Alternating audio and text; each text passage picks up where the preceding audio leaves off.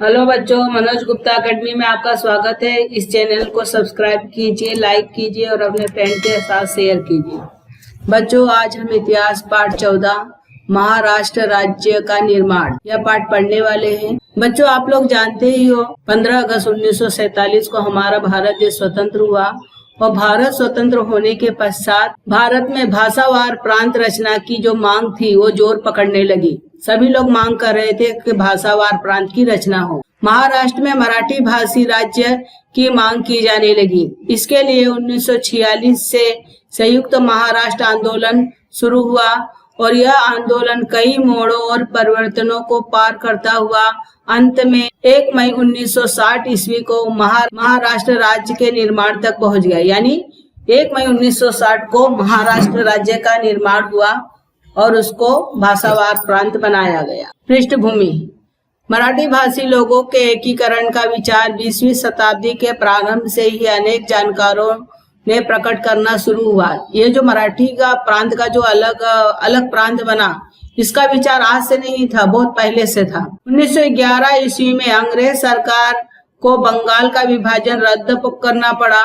इस पृष्ठभूमि में नाचिकेलकर ने लिखा कि मराठी भाषियों की समग्र जनसंख्या एक शासन के नीचे होनी चाहिए। इन्होंने बोला कि जितने भी मराठी भाषा है वो अलग अलग प्रांत में नहीं होना चाहिए, बल्कि एक ही शासन के नीचे होना चाहिए, एक ही शासन होना चाहिए। 1915 ईस्वी में लोकमान्य तिलक ने भाषावार प्रांत रचना की मांग उठाई, परंतु उस समय भारत की स्वतंत्रता का मुद्दा अधिक महत्वपूर्ण था।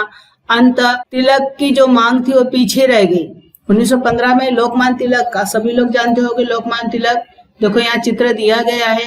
इन्होंने कहा था कि मराठी भाषा का अलग प्रांत बनाया जाए, लेकिन उस समय सबसे महत्वपूर्ण था कि हमारे देश को आजादी मिले, तो इसलिए उनकी जो मांग थी वो पीछे रह गई। 12 मई 1946 को बेलगांव में आयोजित साहित्य सम्मेलन में संयुक्त महाराष्ट्र के संदर्भ में महत्वपूर्ण प्रस्ताव पारित किया गया। संयुक्त महाराष्ट्र परिषद 28 जुलाई को मुंबई में शंकरराव देव की अध्यक्षता में महाराष्ट्र एकीकरण परिषद का आयोजन किया गया। देखो बच्चों, यहाँ पे चित्र दिया गया है शंकरराव देव का। ये अध्यक्ष थे संयुक्त महाराष्ट्र के।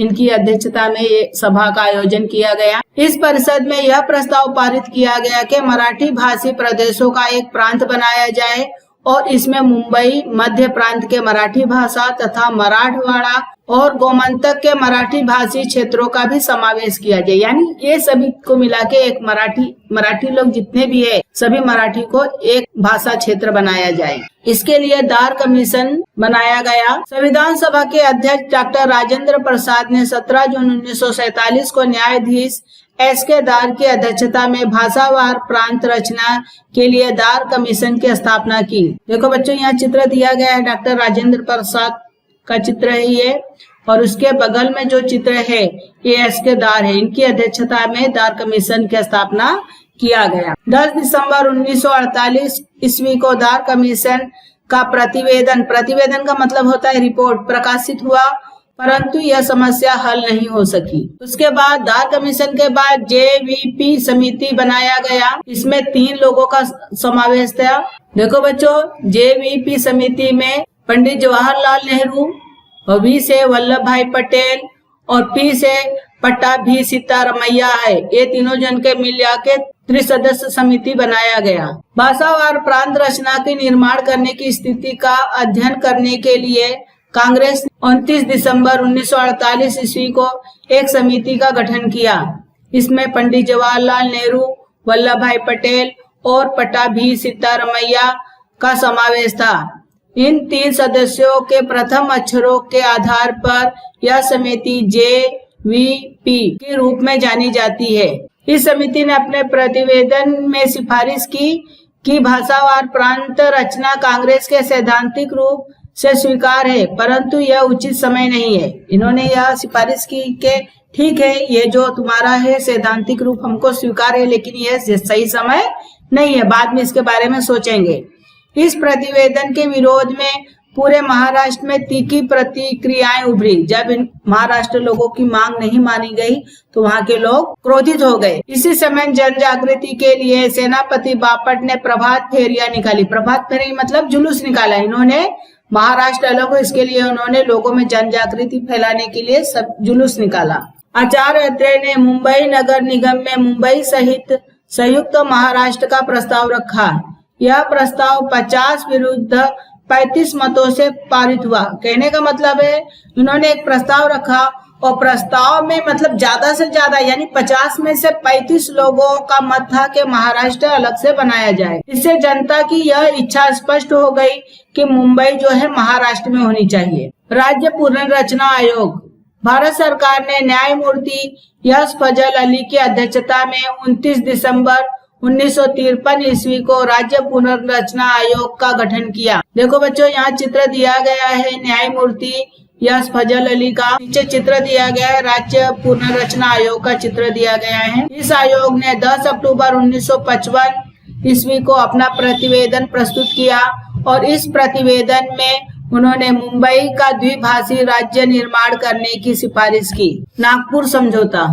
सभी मराठी भाषी जनता का एक राज्य गठित करने के लिए 1953 ईस्वी में नागपुर में समझौता हुआ और इस समझौते के अनुसार पश्चिम महाराष्ट्र और विदर्भ मराठवाड़ा सहित संयुक्त महाराष्ट्र का निर्माण हुआ। संविधान में 1956 ईस्वी के संशोधन का मतलब होता है सुधार के अनुसार 371(2) का संविधान में समावेश किया गया। उसके अनुसार विकास कार्य के लिए न्यायपूर्ण राशि, तकनीकी और व्यावसायिक शिक्षा हेतु पर्याप्त राशि का मतलब होता है बच्चों पैसा, उस क्षेत्र की जनसंख्या के अनुपात में राज्य शासन की सेवा में नौकरियों के अवसर और महाराष्ट्र विधानसभा में वर्ष में एक सत्र नागपुर में लेना आदि बातों का आश्वासन नागपुर समझौता द्वारा दिया गया।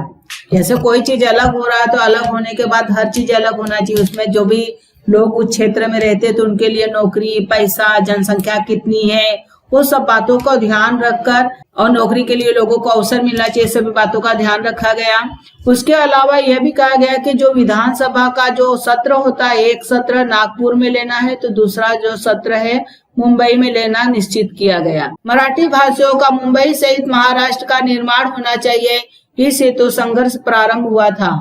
मुंबई के कामगार मैदान में विशाल सभा हुई। उसमें शंकर राव देव ने कहा, महाराष्ट्र से मुंबई को कोई अलग करेगा तो हम प्राणपण से विरोध करेंगे। उन्होंने कहा कि अगर कोई मुंबई को महाराष्ट्र से अलग करेगा तो हम अपनी जान भी दे देंगे, उसका जो करेगा उसका हम विरोध करेंगे। जनता की भावनाओं और मांगों को जन आंदोलन का स्वरूप प्राप्त होने लगा। उसमें महिलाएं भी भाग लेने लगी। आंदोलन में सुमति बाई गोरे, इस्मत चुगताई, दुर्गा भागवत, तारा रेड्डी, चारूशीला गुप्ते, कमलाताई मोरे, सुल्ताना जोहरी जैसे अनेक महिलाओं ने भाग लिया था।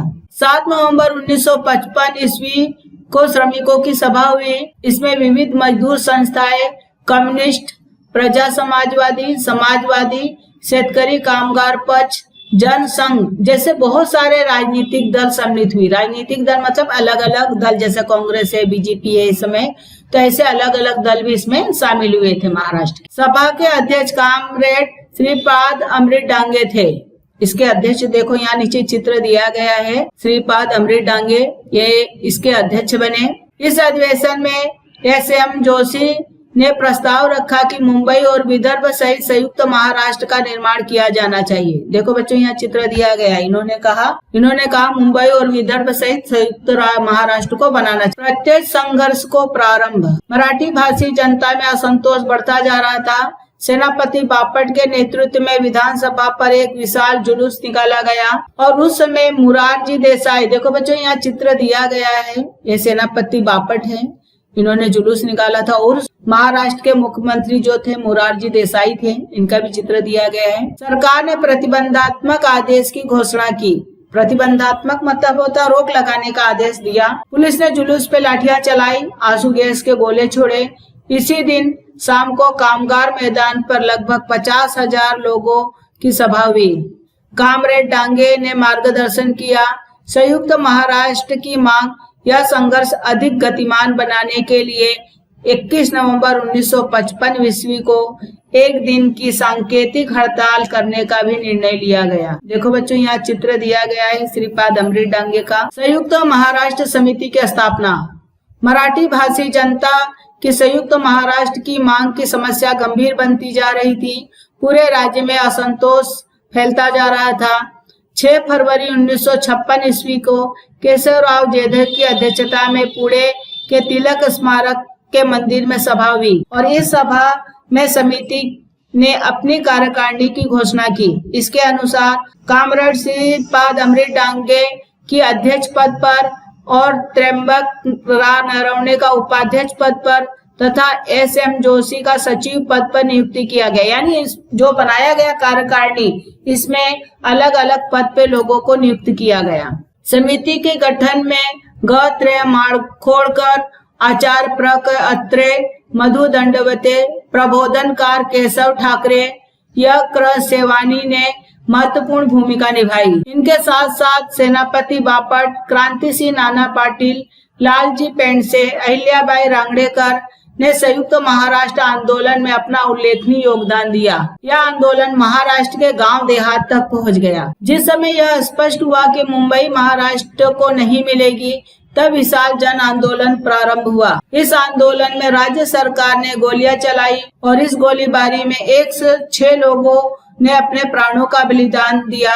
आगे चलकर संयुक्त महाराष्ट्र के निर्माण में अपने प्राण बिछाने वाले 106 सुपुत्रों का हुतात्मा स्मारक मुंबई के फ्लोरा फाउंटेन के पास बनाया गया है। देखो बच्चों, ऊपर चित्र दिया गया है कि महाराष्ट्र के निर्माण के लिए 106 लोगों ने अपनी जान, यहाँ पे आंदोलन दिखाया जा रहा है, ऊपर आंदोलन हुआ है और आंदोलन में 106 लोग मारे गए थे, ऊपर का जो चित्र है। और उन्हीं की याद में नीचे जो चित्र दिया गया है, ये फ्लोरा फाउंटेन के पास हुतात्मा स्मारक बनाया गया उनकी याद में। 1 नवंबर 1956 ईस्वी को द्विभाषी मुंबई राज्य अस्तित्व में आया।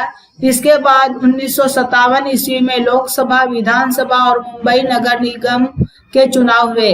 इन चुनावों में संयुक्त महाराष्ट्र समिति को बहुत बड़ी सफलता प्राप्त हुई। चुनावों के परिणामों से यह स्पष्ट हो गया कि मतदाता द्विभाषी राज्य के विरोध में और संयुक्त महाराष्ट्र के पक्ष में। सभी लोग ये चाहते थे कि महाराष्ट्र का 2 अलग अलग भाग न हो, बल्कि महाराष्ट्र साथ में मिलकर बनाया जाए। प्रतापगढ़ पे छत्रपति शिवाजी महाराज का अश्वारूढ़ प्रतिमा का अनावरण प्रधानमंत्री पंडित जवाहरलाल नेहरू के हाथों 30 नवंबर 1957 ईस्वी को होना था। देखो बच्चों, यहाँ चित्र दिया गया है, ये प्रतापगढ़ का चित्र है। इस शिवाजी महाराज घोड़े की सवारी करते हुए दिखाया गया है और पंडित जी जवाहरलाल देखो नेहरू उस पे हार चढ़ा रहे हैं। इसी दिन संयुक्त महाराष्ट्र समिति ने माधवराव बागल के नेतृत्व में विशाल जुलूस निकाला। SM जोशी, नागागौरी, जयवंत राव तिलक, प्र. अत्रे, उद्धव राव पाटिल आदि नेता उपस्थित थे। समिति ने पसरणी घाट और पोलादपुर के पास जबरदस्त प्रदर्शन किया। मराठी भाषियों की भावनाओं और समग्र परिस्थिति का बोध पंडित नेहरू को कराने में समिति सफल हुई। संयुक्त महाराष्ट्र समिति के नेतृत्व में हुए आंदोलन के फलस्वरूप केंद्र सरकार महाराष्ट्र राज्य के निर्माण हेतु अनुकूल हुई। बाद में जो हमारे देश की जो सरकार थी, उन्होंने महाराष्ट्र राज्य को अलग करने के लिए मान्यता दे दी। इस समय कांग्रेस की अध्यक्षा इंदिरा गांधी ने अपने प्रभाव का उपयोग संयुक्त महाराष्ट्र के पक्ष में कहा है। देखो बच्चों, ये नीचे इंदिरा गांधी का चित्र दिया गया है। यह कांग्रेस की अध्यक्ष थी। इन्होंने अपना प्रभाव जो है संयुक्त महाराष्ट्र के पक्ष में दिया। केंद्र सरकार ने 2 भाषी प्रांतों महाराष्ट्र और गुजरात की रचना को मान्यता प्रदान की। अप्रैल 1960 ईस्वी को संसद ने मुंबई के पुनर्रचना कानून को पारित किया और इस कानून के अनुसार 1 मई 1960 को महाराष्ट्र राज्य का निर्माण हुआ। देखो बच्चों, ऊपर संसद का चित्र दिखाया गया है और संसद में मान्यता मिली कि महाराष्ट्र को अलग किया जाए और उसके बाद भारत से महाराष्ट्र को मराठी भाषियों का मराठी प्रांत बनाया गया। 1 मई 1960 ईस्वी को तड़के राजभवन में विशेष समारोह हुआ और इस समारोह में पंडित नेहरू ने श्रमिक दिवस के दिन महाराष्ट्र राज्य का आधिकारिक रूप में घोषणा की। महाराष्ट्र के प्रथम मुख्यमंत्री के रूप में यशवंतराव चौहान ने दायित्व संभाला। देखो बच्चों, ये यशवंतराव चौहान का चित्र है। ये जब महाराष्ट्र का निर्माण हुआ तो ये पहले मुख्यमंत्री के रूप में चुने गए और 1 मई 1960 का जो दिन है उसको हम मजदूर दिवस के रूप में भी मनाते हैं।